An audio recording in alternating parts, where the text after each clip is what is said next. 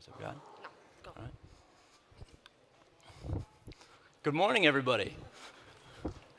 And welcome back to day 2 of 360 Open Source Summit. Again, welcome to Berlin. We hope that you had a wonderful time at the Sherlock's happy hour last night at the Microsoft Digital Eatery with the FIFA Xbox and all of that stuff. So basically, today we're going to be shifting focus a little bit. Yesterday we focused a lot on security issues. And what DFR Lab does is it reports in basically 3 separate verticals because we're a publication. The first is very much a security-focused vertical.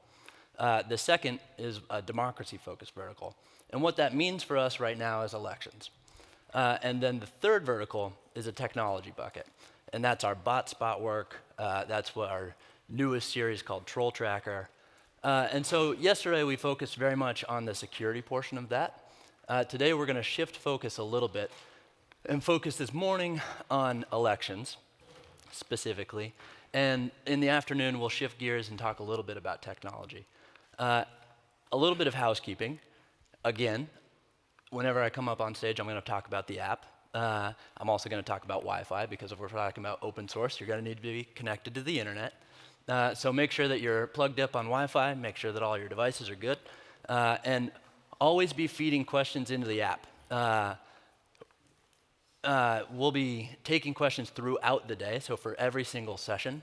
If you want to plug in a question, they'll pop up on the board.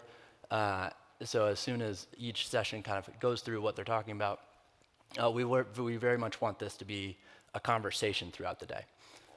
So with all that being said, I'm particularly excited this morning because we're going to hear from somebody who really doesn't need an introduction. But I will say this, that I'm proud to say she is our newest digital Sherlock, Madam Secretary Madeleine Albright.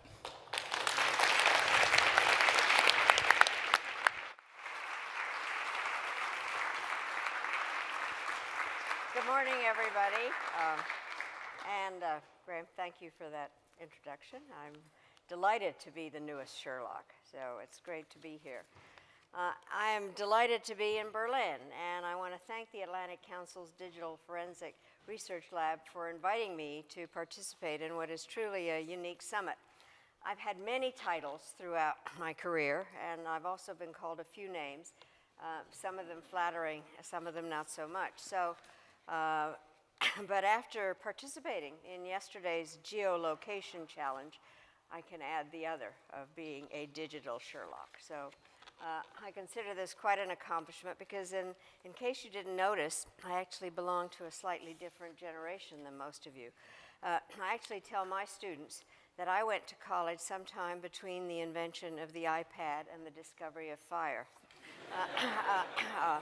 But to prove my technological bona fides, I also tell my students that I've been in a driverless car. I have made it a regular habit to visit Silicon Valley for meetings with tech leaders, most of whom are my grandchildren's age. And those visits are not without risks because during one of my trips to a startup, I actually was run over by a robot. And my grasp of how technology works may be faith-based, but my perception of its impact in international affairs comes from experience. I'm also a professor, and I'm devoted much to my academic career to studying a subject directly relevant to our discussion today and the role of information in political change. My research had in the past focused on the Soviet bloc, a subject which has in recent times really become all too relevant. In the 1970s, I wrote my dissertation on the role of the Czechoslovak press in the Prague Spring. And in the early 1980s, I traveled to Poland to study the underground press of the Solidarity movement. I met with dozens of journalists who told me that while they started out by delivering mimeographed news sheets to workers in factories, they found that they could increase their speed of communication and the reach of their message by using what was then considered a cutting-edge technology, the audio cassette. Because what they could do would be to record Lech Wałęsa in one factory and then send it on to the next one.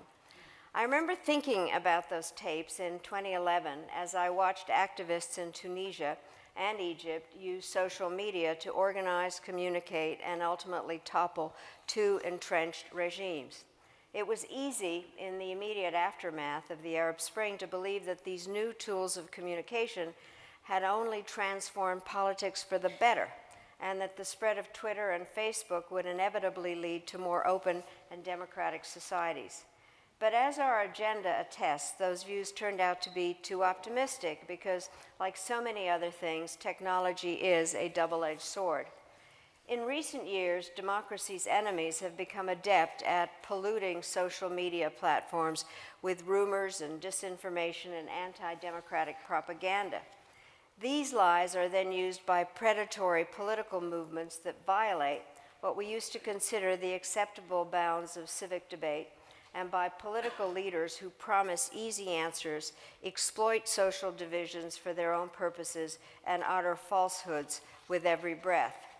Meanwhile, leaders who play by the rules are having trouble staying ahead of a relentless news cycle and have to devote too much effort trying to disprove stories that seem to come out of nowhere and have been invented solely to do them in.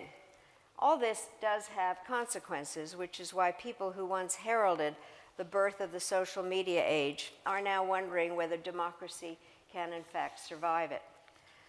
Wael Ghonim, the blogger who helped ignite the Egyptian Arab Spring, summed up the problem in the following way, and I quote, "While once social media was seen as a liberating means to speak truth to power, now the issue is how to speak truth to social media," unquote. Of course, disinformation campaigns are hardly novel. I regret to say that during the American War for Independence, the rebel minister to Paris, Benjamin Franklin, used his printing press to circulate stories he had made up about British atrocities. And under the communist system I once studied, official news sources were nothing more than mouthpieces for government propaganda. However, just because a technique isn't new doesn't mean that it's not dangerous. The cost of spreading falsehoods through social media is minimal, and so for those who are adept at it is the effort required. The deployment of fact-checkers is helpful, but can seem like dispatching a tortoise in pursuit of a hare, and unlike Aesop's, has no intention of slowing down. Having spent the time in Brussels and Berlin this week, I know that member states and the European Union are pursuing a variety of policy initiatives and establishing a framework for the role regulators can play in addressing the challenge. Speaking frankly, Europe is far ahead of the United States when it comes to online protection. Many are predicting that the new General Data Privacy Regulation will over time become the global standard, and Brussels has been at the heart of actions to regulate US-based internet companies. In the United States, two main elements have complicated and slowed similar efforts. First, our current Congress and administration instinctively reject even sensible regulation, and in this case, they can claim rules will stifle the innovation that has made our IT sector the world's most dynamic. Second, the lingering confusion and acrimony over the 2016 presidential election and the ongoing investigations into the nature and scope of Russia's electoral interference have constrained official efforts to stop disinformation. I've been concerned for some time about the disinformation issue turning into a partisan matter in our country. It is a threat to our democratic institutions, to political parties on the right and the left, and to countries on both sides of the Atlantic. And we can't forget that. We also can't forget that Russia is not the only practitioner of these dark arts. This has become a worldwide threat, with North Korea, China, Venezuela, the Philippines, and Turkey employing squads of opinion shapers to flood online sites. Extremist political movements, including terrorist groups, are engaging in the same practice. So we need a global response that involves governments, civil society, the technology industry, and the experts that build and improve the tools we use. All these players have a role to play in protecting democracy, but the operators of social media platforms have a particular duty to respond and protect their users. The view that these companies have no responsibility for the impact of the content on these platforms is convenient, and when articulated as a way to defend free expression, seductive to many. That approach, however, carries with it the risk that we will fail to address fundamental problems, or, far worse, governments will feel compelled to impose the kind of regulations that may ultimately corrode both democracy and freedom. I believe that there's another path, one that involves closer cooperation between the technology companies and advocates for democracy around the world. As chairman of the US-based National Democratic Institute, I'm involved in a new initiative aiming to forge that type of cooperation. We're calling it the Design for Democracy Coalition. With support from the tech industry, it will bring together key actors in the global democracy community, including political parties across the ideological spectrum, parliamentary monitoring organizations, civic tech partners, and election monitors. Our aim is to make it easier for these groups to engage and coordinate directly with technology firms and vice versa. This will help democracy advocates and practitioners access the latest tools and best practices for responding to disinformation. And done right, it will also help the technology community to understand and move earlier to resolve democracy-related problems on their own platforms. When stronger advocacy is needed to push technologies companies to do what is in the best interest of democracy and the long-term health of their platforms, the coalition will be able to do so through a more coordinated and united front. The coalition will complement the important work that other organizations, including the Atlantic Council's Digital Forensic Research Lab, are what we're doing to expose and fight disinformation. So as this conference proves, there is an emerging network of technologists, democracy activists, and policy experts, many drawn from countries on the front lines of the disinformation battles. It's important for this network to grow wider and to grow deeper, because what we've witnessed in terms of disinformation thus far, I have to say, is just beginning. It's becoming almost simple to generate products that show people, including politicians, doing things they didn't do and saying things that they never said. Artificial intelligence and machine learning are also making it easier not only to distribute messages to targeted audiences, but also to generate content that is highly targeted to individuals based on their personal data. Imagine a foreign agent creeping into your bedroom every night to whisper lies into your ear, and then multiply the number of agents and lies many times over. If a lie is repeated 10 times, it can be corrected. If a lie is repeated thousands of times, its risks become accepted truth. We need to understand the kind of danger that all this represents. And after all, without respect for truth, there would be no civilization. And that's why even the first law codes in ancient Babylonia included penalties for perjury and bearing false witness. Truth-telling is the basis of social compacts and business agreements. It is the key to honorable relations between people and nations. It is essential to prove a point, educate a child, or provide the foundation for government of, by, and for the people. It is also our most potent weapon in the fight against dictators and despots. We need to remind ourselves constantly that there's a reason we believe in transparency while authoritarians do not. We have an interest in objective facts because they are, more often than not, on our side. But we also need to remind ourselves that there's nothing new about the basic challenge of adapting institutions to keep pace with change. Thomas Garrick Masaryk, the first president of the country where I was born, Czechoslovakia, used to marvel at the transformation in public habits and discourse created by the invention of the Sunday newspaper. Radio became an unprecedented political tool in the hands of Franklin Roosevelt and Adolf Hitler. Television brought graphic images of war, poverty, and famine into our living rooms for the first time. Now, we find ourselves facing a new era with new tools that have the power to spread information across the landscape with unprecedented speed and scale. We have no choice but to accept that challenge and to explore together, as we are doing in this conference, how best to work together for the common good. And in that effort, I hope we'll bear in mind that although we live in a world of change, what matters most must not change. And that is our basic commitment to democratic values, our respect for one another, and our commitment to justice and dignity of every human being. And if we abandon those principles, we will lose our way.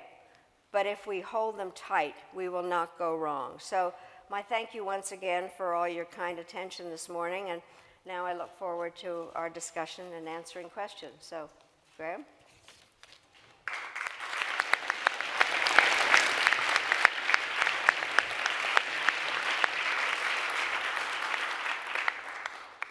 So, Madam Secretary, we've turned it over to the app because it's digital.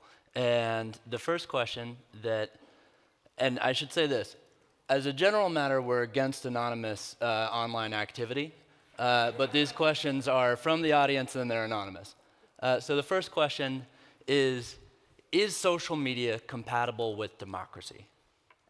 I do think that social media is compatible with democracy because information is compatible with democracy.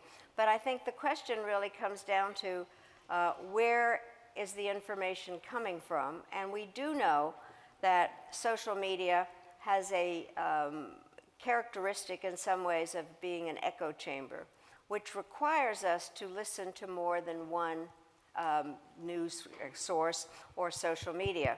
And one of the things that I've been talking about more and more is the need to I don't like the word tolerance because it comes from tolerate, put up with. It is more to respect the opinions of others, and therefore it's important to listen to them. You should all be very glad that you don't live in Washington, D.C., where I drive, and listen to right-wing radio as I drive, and yell a lot and have various hand motions. And at some point, something terrible will happen. But it really is an attempt to understand that you need to listen to more than one force of social media, and to take it in a way where you are learning and respecting what others are thinking. So I actually think that it's compatible with democracy. And I know that you may or may not have recently wrote a book about this, but what are some of the history lessons that we should remember when we're challenging or when we're dealing with the specific challenge of disinformation? Well, let me say, I did write a book which has kind of a bland title. It's called Fascism, A Warning. And it's also got kind of a quiet cover, red and black. But I think that the lessons that come out of that, and my book has a lot of history in it, is that there are divisions within our societies that in many ways are exploited by leaders with different intentions in terms of really disaggregating voices and aggregating them again in a way to set one group against another. So there are historical lessons, and I think that the lesson, and this is why I think it is essential and why I talked about the combination of democracy and social media, is that as I studied the book, research for the book, Mussolini and Hitler both were given power constitutionally. Mussolini by King Emmanuel in Italy, who was feeling weak and asked Mussolini to take over.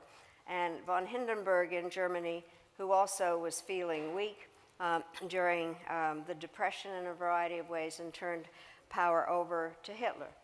The other countries that I study, which are Turkey and Hungary and Poland, in the Philippines and Venezuela, all had elections, elected their authoritarian leaders in a way. And so therefore, the question is, how is democracy used in order to undermine democracy, and how the tools that we have are a double-edged sword, and we need to learn which edge we use.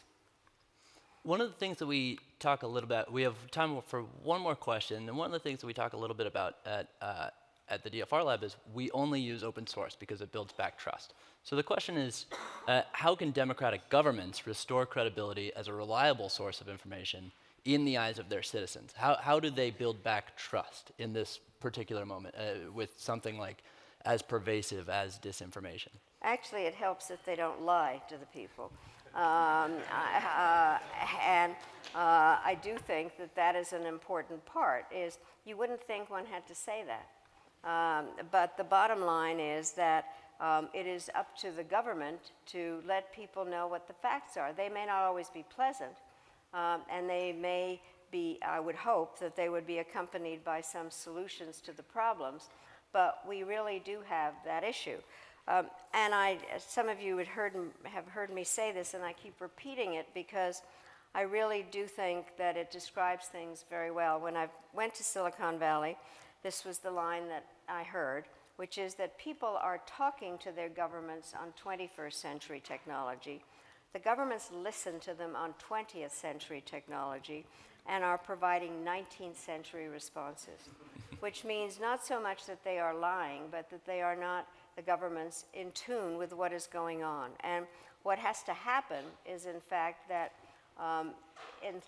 the social contract needs to be refurbished in a way where the government understands their responsibility towards people who have given up some of their individual rights in order to live in a society that protects them. And so that trust, if they're not providing the answers or they're not doing anything, then it undermines everything. And I have to say, the part that I have, some of you know, and I stated it, I'm a naturalized American. I'm wearing the Statue of Liberty today for a reason, because I do believe that the inspiration of America is to be diverse and have a variety of people there, but also the government that we have was set up in a way to protect democracy. But they actually have to do something rather than have gridlock and blame each other for things that each one is responsible for. So I do think that the governments have to restore trust, but they also have to deal with today's problems and not ones that they make up or are 19th century ones. So thank you very much. Thank you very much, Madam Secretary.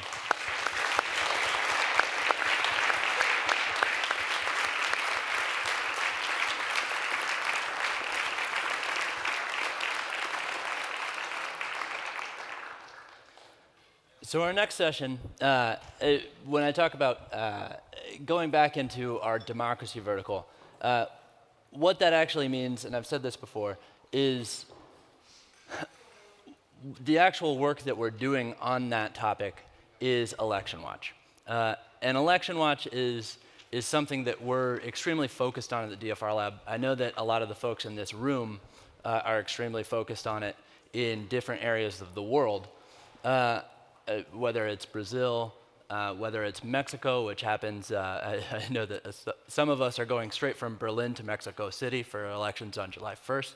But that's something that we're extremely focused on. It's because it's truly a competitive marketplace of ideas. So when we talk about the security topics that we were focused on yesterday, that's a closed information environment. And on elections, it's very much an open information environment. People are sending things into the information environment to compete in a marketplace of ideas, but it also causes a little bit of pollution. So how do we separate the kind of fluff from the substance in a conversation? And I'm really excited about this next session because one of the main parties that we talk about, parties is probably not the right term in this sense, when we're dealing with elections, we think about what government can do, what media can do, and what tech can do, or the private sector can do. But what we really mean by that in the context of elections right now are social media companies. And so I'm really excited to welcome to the stage two folks from one of those groups, A View from Government, Chris Krebs from the Department of Homeland Security, and Janis Sarts, the director of NATO Stratcom Center of Excellence.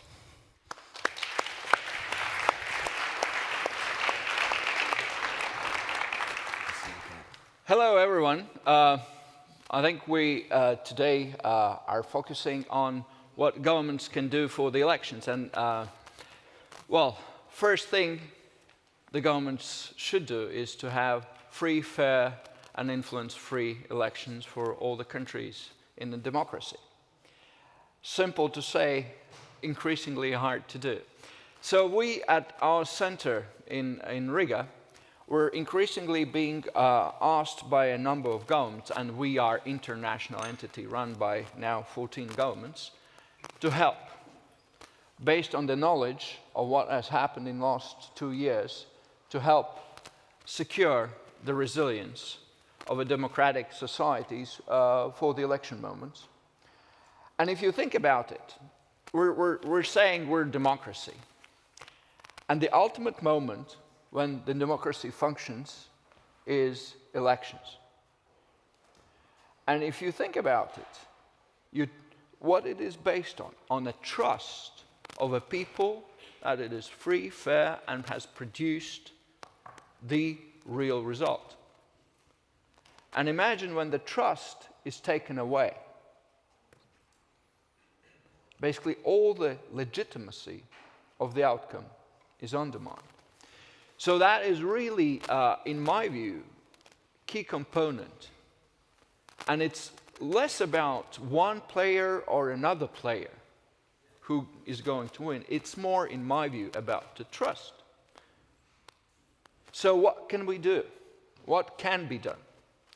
So first thing, well, we are now living in a new information environment where so many things are digitalized, so easy to spread disinformation, and you've been talking about yesterday and just now. So how do you ensure that trust? First, from a government level, you have to know what happens. And that is easy to say, hard to do. Governments have many agencies responsible for a small piece of a particular area of elections. Having a process go right, one part of a government. One that has to ensure there's no fraud in the other part of a government. Intelligence agencies have to look there's no foreign arm in that, etc., etc. So the key thing is to have a force that is able to establish what is taking place across all spectrums of government. The second thing is, well, we always too much focused on what the others are doing, what the Russians are doing. I think we can start thinking about what is the vulnerability. Because when we look at all the elections where nations have said there's been a foreign interference, there's always been a vulnerability that has been exploited. So, therefore, first think about yourself. What are the vulnerabilities? What can you do to remedy it? And that is where I think the governments that have prepared for that and preparing for that are investing the resources.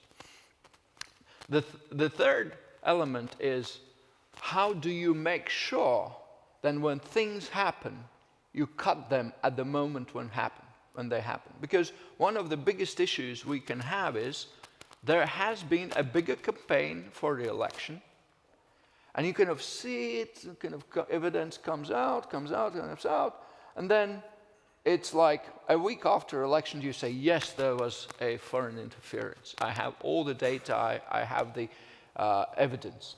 It's too late. Basically, at that moment, you start to feed the machine there's no trust in the election outcome. So it is critical to be able to counter it at the moment it happens, rather than post factum. So the whole government process has to be built on it.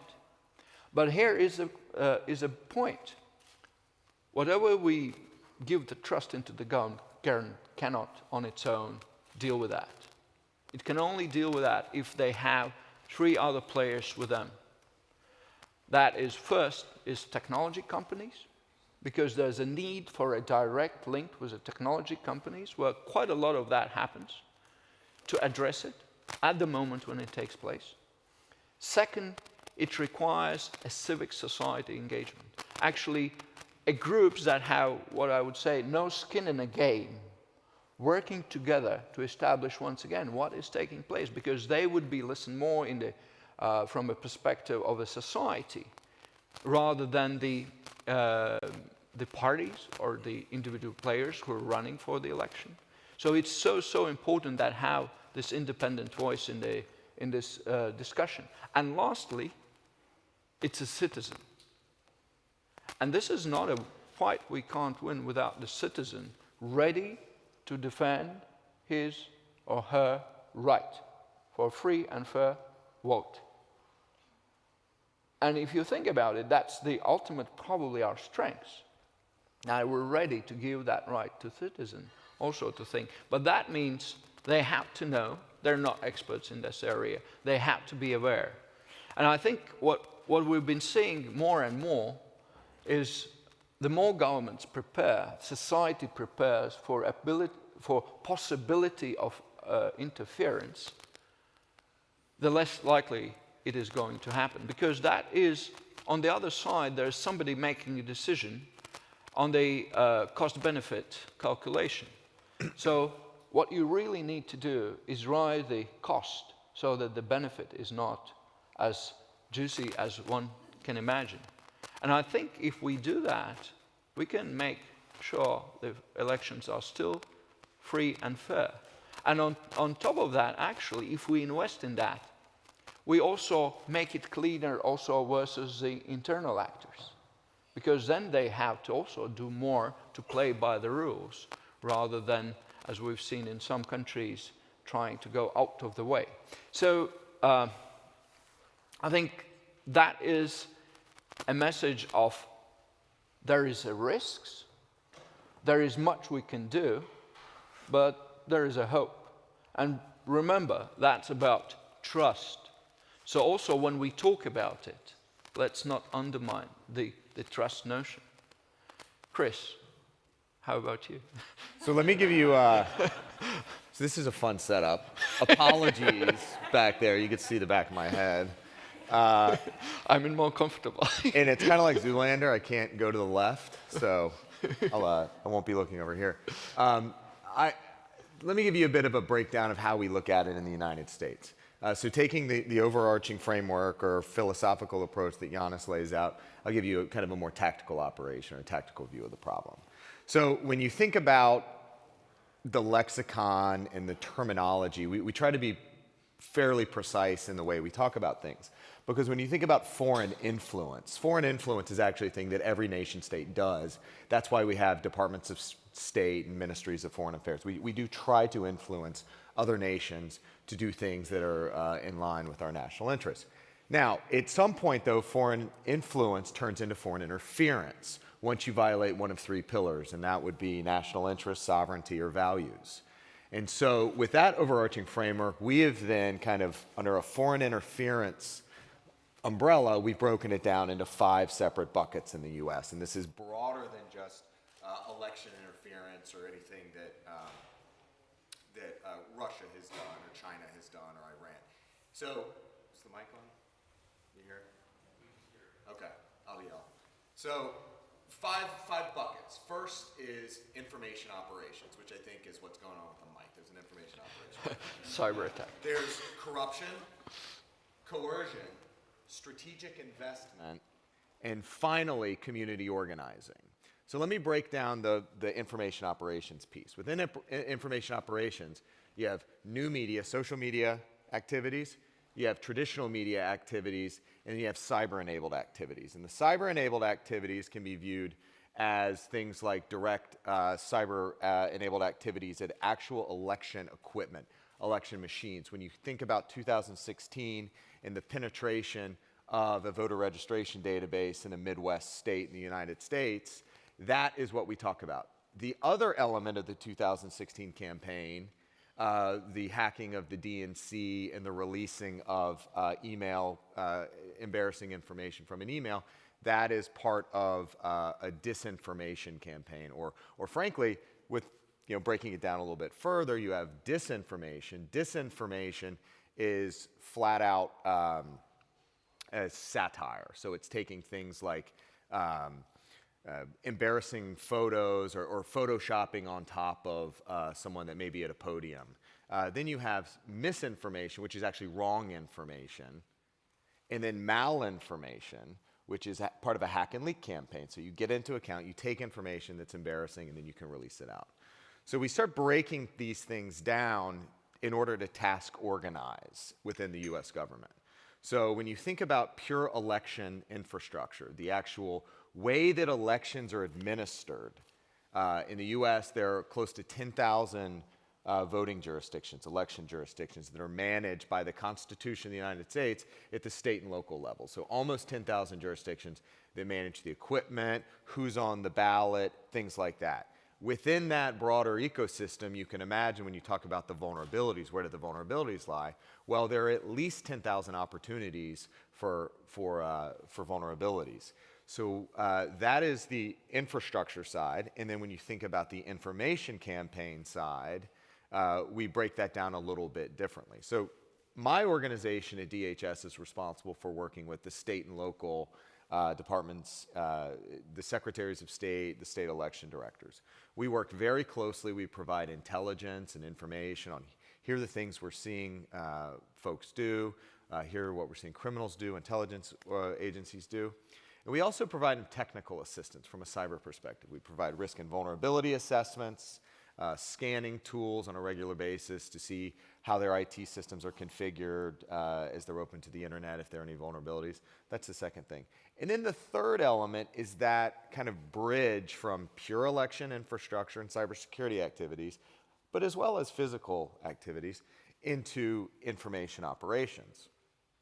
We do incident response planning and crisis communications planning. In part, we accomplished that last mission by conducting exercises, but also helping build playbooks, crisis communications plans. So on election day, something happens, what do you do? The good news about the way the United States is structured, election directors are true pros at risk management. This predates 2016. Elections are held in many states across the calendar, but election day typically is in November. November also happens to be part of hurricane season. So particularly in the Southeast, you have these election officials that are used to operating elections, complex orchestrations of events within highly, at times, highly contentious environments. The power could be out. You could have tornadoes. You could have flooding. You could have a hurricane. So these are the sorts of things that they're used to. Now, when you think about the crossover into information operations, think about the thing that worries me the most is somebody hops on a social media platform and says, hey, I tried to vote. I showed up and they didn't have my registration. Something's going on. Somebody's hacked the election again. When you think about from an incident response perspective, that can undermine trust and undermine confidence in the process. So when you're identifying the vulnerabilities, boom, that's a vulnerability. What we then look at is how do we build resilience and trust in the voting population? And this, again, is where we rely on the experience of election officials. This is something that actually happens every now and then. A couple weeks ago in Los Angeles County, California, there was an error printing ballots. 118,000 ballots, or rather voter registrations, didn't make it to the voting precinct. So 118,000 voters showed up on primary day in LA County in over 1,000 voting precincts in LA County, and they were not on the books. And immediately it would jump to mind, oh my God, something happened here. We've been hacked again. No, it was just a simple error. And they knew what to do. They said, hey, look, by federal law, if you show up to vote and you're not on the registration, you can request what's known as a provisional ballot. You cast your provisional ballot, they go in and verify your registration, and the vote is counted as cast. We are working on, that is an example of how to do incident response, and then packaging it within a broader crisis communication plan. We have to do a better job of building resilience into the system and informing the voting population on what their rights are as voters and what to do in the event that bad day happens on voting day. So real quick kind of overview, snapshot of our framework, a little bit of tactical dive into what we do on elections, and then we can talk a little bit more about on the information operations side what we do. Well, Chris, I have an immediate question, and I think that's the overlay in between the sort of what might happen in hacking versus disinformation. Now, Sweden is preparing for their election, and one of the scenarios they've looked at is where actually it's not that the system is hacked, but that disinformation travels, that it has been a fact. Yeah. And as we all know, that is a highly technical information, so it is easy actually to disseminate because normal people would not be able to cross-verify. So what their take has been is people have to understand how elections work. That's right. And I'm tempted to ask those of you here in the audience, and you're, I assume, professionals who are from the States, do you know in a great detail how the election process works? Counting and etc.? You do. So how do you deal with that? Let me kind of pull on that thread a little bit. Again, when we think about what happened in 2016 in the voter registration database that was accessed in the Midwest state, there were a number of outcomes, but when you talk about identifying the vulnerability and identifying what's the risk, because the way I see things, frankly, is that we obsess over the threat. We really get focused on, oh, this nation state was able to get access to that. Okay, sit back and look at what's the worst case outcome? What's the probable outcome?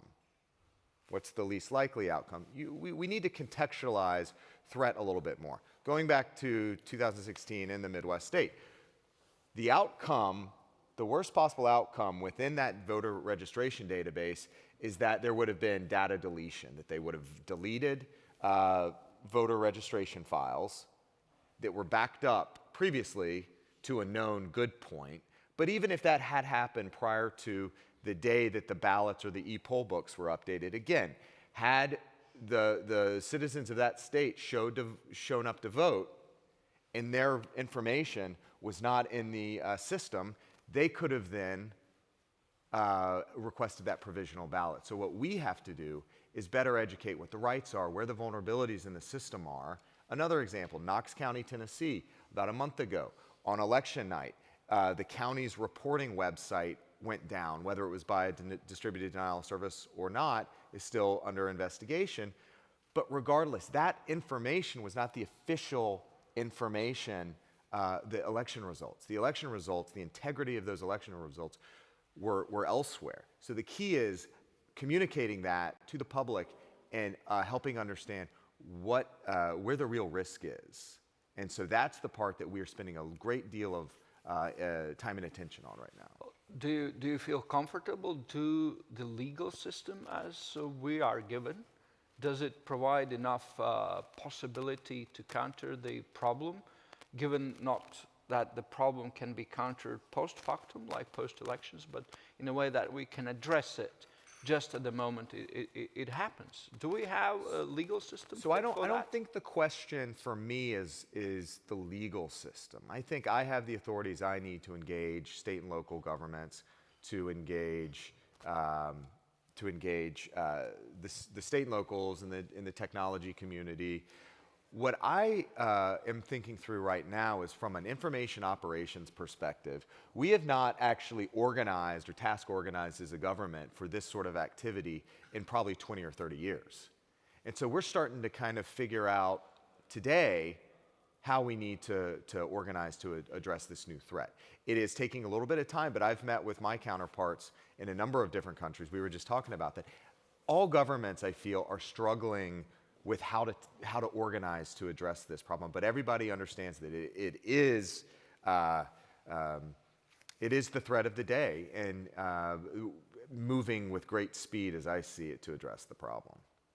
Well, at least the number of European governments we as a center have worked on this issue basically face the same problem, and that is that how do you as a government put everybody together? And some of the entities have really independent roles, Right. like election commissions typically Yes. are very independent, but they're not sort of national security thinking bodies. Right. So how do you put it all together in a one coordinated, able to address issues team? I would also argue that I think there is more and more of a discussion here in Europe about the way does the legal system allow to address all the problems in a speedy way, and there's, I think, the difference between US and Europe. There is certainly a delicate balance here when you talk not just the election hacking, but when you're talking information operations.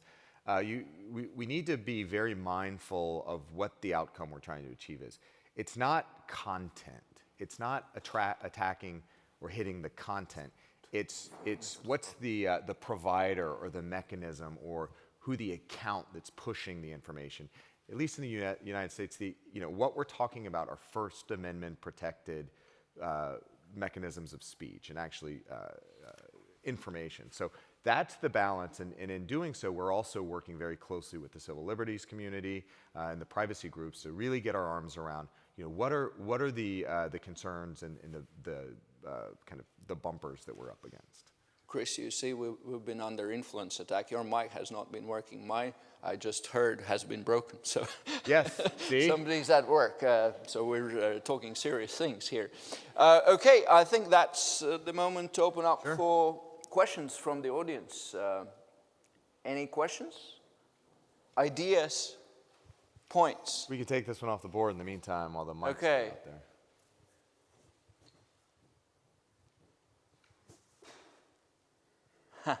Turn off. Yeah, actually, that is an interesting one because there was one authority whose responsibility is, well, fighting corruption, but also foreseeing that the election fraud is not taking place. That suggested, okay, if somebody is doing something wrong on Facebook, not according to the law, then we'll just take down Facebook.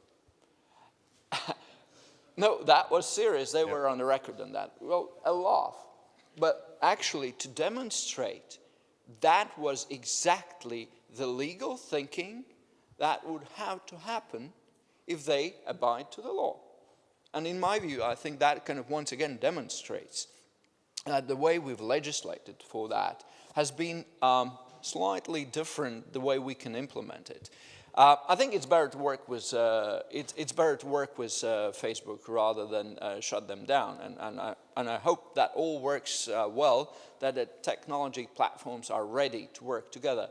I would also mind you for this audience, it is easy for the bigger governments to get the attention of the big platforms. That is not that necessarily easy with the smaller governments. I'm not sure what would have happened if not for the big scandal that Facebook was facing.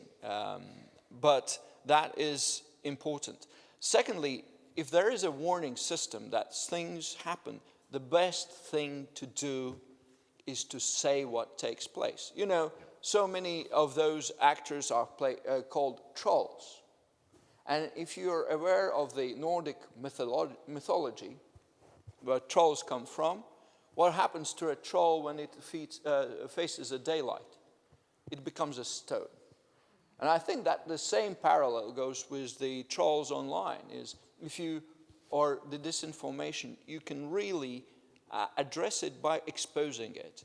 Of course, it will not work in niche areas, in one or another, but certainly it would work for bigger part of a population, in my view.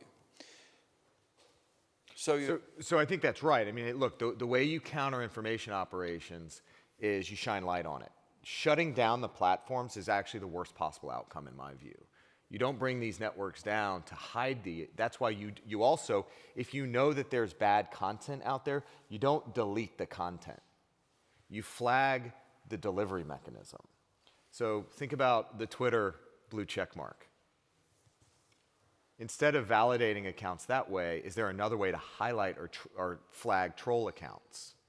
You know, put a nation state flag next to it. You know, you have to draw attention to this information to educate people. Because one of the things that I feel, and you've touched on it in the trust, is this is no different than a natural disaster. When we build community resilience and community preparedness with hurricanes, you need to have 3 days worth of supplies in the U.S. That's the recommendation. The issue here is we need to build mental resilience and mental preparedness so that when you're viewing what's in your feed, in your social media feed, you know what you're seeing, you know why you're seeing it, you know who's providing that content, so then you can make rational decisions. And that's the vulnerability that we have to address.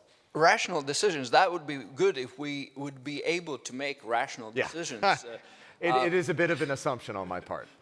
We just, 2 weeks ago, we ran our own conference, and we had this neuroscience panel, and actually what they said is we don't really make much of a rational decision, which is, I think, something we have to always factor in when we think about it. Chris, I think this one's for me. Yeah, that's what I thought. How do you counter the election manipulation when some candidates openly invite foreign governments interference? So what I'm seeing in the U.S. right now are the political parties are having conversations, and whether it's gentlemen or women agreements on what kind of information is usable. And I think that's probably the path forward as we see it. That will become kind of the standard of practice. Well, in Europe, I think there were more of the parties typically take part in a race in contention to get to the parliament. I think there are typically been players, and I think at the moment in Europe where they say, well, these kind of things, that is much better than they are trying to do the same, but without the public knowledge. So when the far left or far right says that thing, that's integrity, that's what they believe, and then voters can understand it. I would say, okay, it's not good to do for the foreign government, but that kind of illustrates the intentions of a given political force. It's far worse when it happens without the public knowledge, under the carpet, if you may. So we have two on the board. Are there any, one on the board. Any in the room? Yep. Hi there. My name's Brad Chen. I work at YouTube, and I really appreciate your comments on shining a light on trollish behavior, and not deleting comments that are from those sources, but instead flagging them as such. I don't think that that's necessarily what's happening on these platforms today, and moreover, I guess the question I'm wondering if there's more that your organization or that governments can do to provide guidance to the players, the businesses in this space, because the careful thing to do from their point of view might just be to delete all evidence, and practitioners like us in this room recognize how damaging that is. But without clarity from folks like yourself, it can be very difficult for an engineering manager to persuade policy people not to take the simple, safest decision. I had this exact conversation last week, or maybe it was Monday. I'm not sure. This is the fourth country I've been in this week, so I'm not sure. I think I'm in Germany. So I think you're right. So when you think about some of the efforts afoot over the last, 4 or 5 years on countering violent extremism and terrorist use of the internet, that is an example where the actual elimination, eradication of the information is the desired outcome because you want to prevent radicalization. That has been an effort afoot now for 10 years. We are still in the early nascent days of countering information operations. So we're taking learnings from those TUI, the terrorist use of the internet operations, looking at what worked there, what the outcome was, and then we're looking within this space, and we are having the right conversations. But you're right. If I give you, as an engineer, a piece of information about a malicious account, you may want to just take it down. If I give it to the policy or the general counsel's shop, the general counsel shop may say, hey, maybe we can learn from this. Maybe we can look at build some algorithms to learn more and have some behavior based on this. And that's the balance. And you're right on the guidance side. So this is a learning experience. Yeah, you should understand what you're describing is not what's happening. The engineers It's the other way perhaps. around. It's the other way around. Yeah, yeah, The policy yeah. people are trying to protect the corporation, which in their mind is make the information go away. Right. And actually another example of this is GDPR actually, which GDPR guidance is very clear: delete everything. But that interferes with investigations or maintaining history of who are the bad actors, Right. and those issues are not resolved. And so Well, So this I'm not is- complaining, I Sorry, just wanted Giannis, I awareness. will. This is why whatever we do right here, it is critical that it is a public-private partnership. That we work with industry, that we work with NGOs, that we work with the civil liberties communities to understand what the problem is, scoping the problem appropriately, and then working on a collaborative solution. Well, I think that is one of the points. We've been living in our own silos or bubbles. And on this particular moment, we've seen where working in these silos or bubbles does not really help. Quite a lot knowledge is around, but they're very much silo-based. We were with Camille like 3 weeks ago in one of the conferences where Alex Thomas from Facebook was sitting there, and the other panelist, Kerr Giles, said if Facebook has read 3 years ago some of the work that we as a center published, it would never have gone through and done something about it. It would never have to go through the crisis they did have to go. So the knowledge is around, but because we exist in bubbles, we don't know it and we don't apply it. We don't even sometimes believe it applies to our own area of effort. So coming together like that is so important. It has to be in these formats, but also kind of in regional formats and etc. Because, as I've said, societal processes are under attack, and you cannot address it from the government perspective only. It would not succeed. I hear here one is, what is your take on e-voting, which I kind of think is about Estonia. And since I'm Latvian, I'm just next door to Estonia, so I'm tempted to take that one. I think the basic of e-voting, well, of course there is a risk when you do e-voting. There's a digital one. But so is a risk when you do every other voting way. And in my view, in the future, we're going to do that one way or another. And when I know the Estonian data, that's more and more the way you still keep people coming to elections and still doing the vote, to still have a younger population. So it's important, that's good. But at the end of the day, it's all about trust. The same trust. Do you trust in a system? And Estonians obviously still do trust. But of course, one has to recognize when you do that, you have a risk that is on top of the typical human risks that are in the other systems. There is an added risk. If you're comfortable of taking it and you're comfortable having capability to do so, and there's a trust, I have no problem with that. But it has to be very, very security-minded, thinking all the time, and sometimes have a crisis because of that.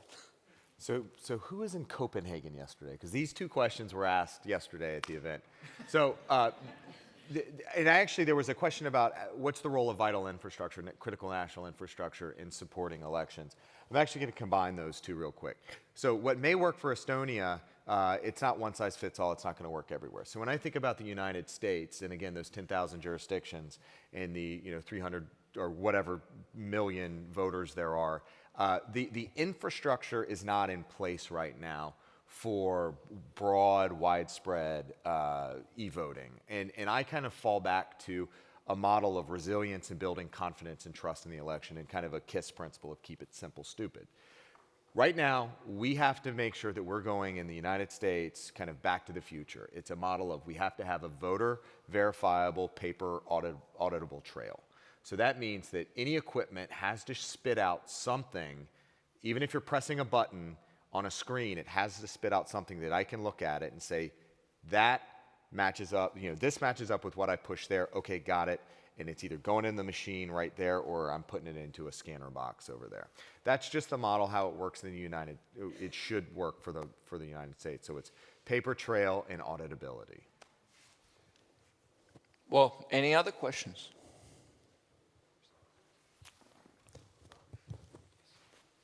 there? you. Was there one Hi. behind me? Okay. Yeah, I know. A little awkward. Hello.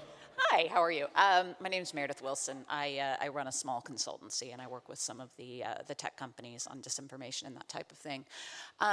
So one of the trends that I've started to see looking across other parts of the world, like India, for example, is politicians communicating directly with constituents via things like WhatsApp or Telegram. So these kind of encrypted messaging systems. And I'd like to think that they're transmitting only purely honest information, but my guess is probably not. So I'm curious if this is something that we in the US government or the UK or the EU are thinking about in terms of integrity of information in elections and things like that. Are we looking at the encrypted applications? Is there anything that can be done there? And this is not a push in one direction or the other, but I'm curious if this is something that we've talked about or are thinking about in terms of the spread of misinformation.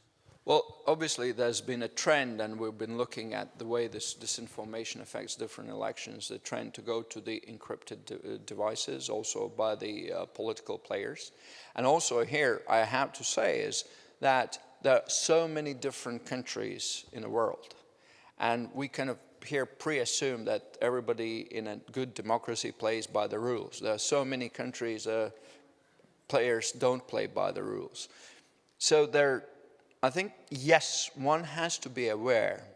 So in my view, one has to make sure that the same kind of what we agreed as a rule, that is okay or wrong, in a traditional information space applies everywhere where something on elections happen.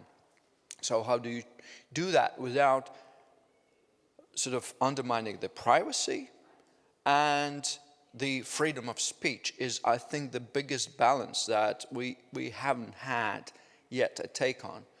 Therefore, I'm less inclined to think of a government's more like having a role. Probably the guidance issue is from the governments. Were they kind of new rules we can agree upon in this area? But it's more about these non-governmental actors to highlighting it much more in this area rather than governments themselves. I would be very, very careful. You know, Russia is now curbing on Telegram, so they're really not comfortable. That's because they're not comfortable with freedoms of people. So if we are comfortable, we have to let it be, but there has to be rules. We're rule-based societies, and you can't allow, I think, anymore a particular niche where rules don't apply. But I'm not sure whether that is the government that enforces those. It's probably more from a social, societal. And of course, if there is a kind of agreement, that's what we think is right or wrong in there, then of course upon the companies themselves, the platforms. I think we have about 2 minutes left. The thing I'd add on top of that is working with companies, like WhatsApp, like YouTube, like Facebook, like Twitter. It's on the government not to dictate certain behaviors, but from a risk management perspective, provide information to the platforms so they can make more risk-informed decisions on how they moderate. So whether it's from the intelligence community or whether it's a higher level risk assessment of the environment, trend analysis, things like that, or even serving as a convening function across a spectrum of groups in a protected environment. I think those are the sorts of things that we need to be leaning in on as governments. A really quick last question. If we have an early warning system, and if, as in some cases that we can all think of, we could see very clearly before the event and the elections took place that something was happening, why don't we apply real-world rules to this? If we can see it, if we can spot it, there's a bunch of people in this room that can double verify the information that you have. Why don't you come up publicly and say, we have an attack, we can tell you this and this and that, pass it on to the press like you would do in a normal police operation if someone's trying to attack a building or anything else? So from my tactical perspective, those are the mechanisms and what we aspire to do right now. To be clear, for the 2018 midterms in the U.S., we haven't seen any intelligence. So from our intelligence early warning system, we haven't seen anything of the like of the 2016 campaign. But you can bet your you-know-what that if I see that, it's going straight out. It's going to go to the affected parties. It's going to go to the platforms. we will engage early, often, and late on that. Well, same here. I think what we've been really working on in establishing the knowledge, what is taking place. So once, based on these tools and systems, we're able to say there is a, and here I would draw a distinction. Misinformation is something all people do. Disinformation is a coordinated attempt to make a specific effect on an audience. When we are going to see it, it is going to be known for the actors. I think that is one of the lessons learned, that you really have to be quick and share it. Will it work? I hope yes. All right, I think Well, that's it Chris, for today. that was great. I'm a bit confused how we finish up. Well, I think we say thank you to you guys. Thank you very Thank much. you very yeah. much. Thank you. So, ladies and gentlemen, thanks very much indeed. We're going to break in a second. Just to remind you, we do have the Facebook Lounge at the back left, well worth a visit, so please do and take time to go and visit it. I told you yesterday about the 5 C's: caffeine,